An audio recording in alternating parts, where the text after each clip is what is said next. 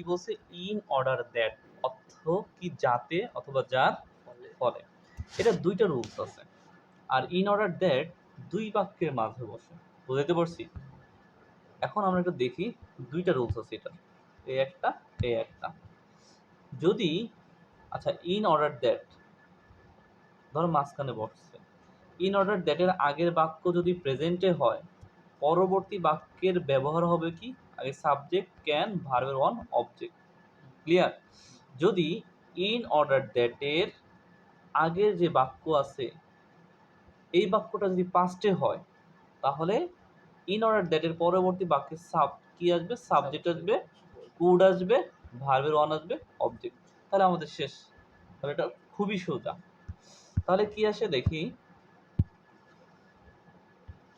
We eat আমরা খাই, in order that we may live যাতে আমরা কি বেঁচে থাকতে পারি। এগুলো অর্থের উপর নির্ভর করো, যদি অর্থ জানো আর ইন অর্ডার দ্যাটের রুলসটা যদি জানো, যে দুইটা রুলস আছে, ইন অর্ডার দ্যাটের আগে যদি প্রেজেন্ট হয় তাহলে পরেরটা কি হবে, সাবজেক্ট, ক্যান অথবা মে, তারপর ভার্বের ওয়ান। আচ্ছা আমরা একটু জিনিস দেখি, এইখানে কেন মে ব্যবহার করছি সেটা লিখে দিই। যদি সম্ভাবনা অর্থ ব্যবহার হয় তাহলে ক্যানের জায়গায় কি বসে, মে বসবে। আর নিশ্চয়তা অর্থে কি বসবে, ক্যানই বসবে। আমাদের এখানে মে এই কারণে বসাইছি, সম্ভাবনা বুঝাইছে তাই কি মে ব্যবহার করছি। ক্লিয়ার? আচ্ছা সম্ভাবনা অর্থে মে বসবে আর নিশ্চয়তা অর্থে কি বসবে, ক্যান বসবে। তোমরা বলতে পারো যে এইখানে আপনি তো ক্যান লেখেন, ক্যান লেখছেন, মে তো লেখেন না। এখানে মে লেখা যায়, কি লেখা যায়, মে ব্যবহার করা যায়।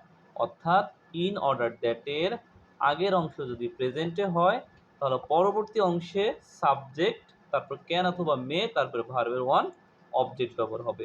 যদি ইন অর্ডার দ্যাটের আগের বাক্যটা যদি পাস্ট টেন্স হয় তাহলে সাবজেক্ট, মের জায়গায় মাইট আর ক্যানের জায়গায় কুড, তারপর ভার্বের অন ব্যবহৃত হবে।